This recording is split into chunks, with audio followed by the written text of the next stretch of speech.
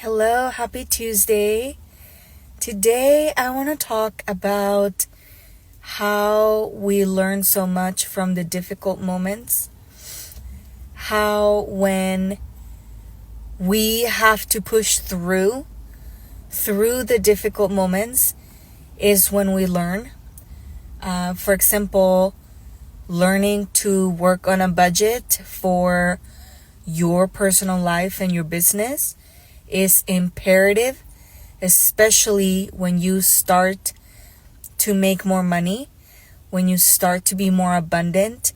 You got to make sure you have a good handle on your finances, and that starts when we may not have so much, when we're struggling.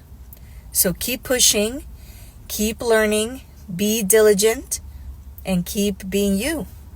Okay? Bye.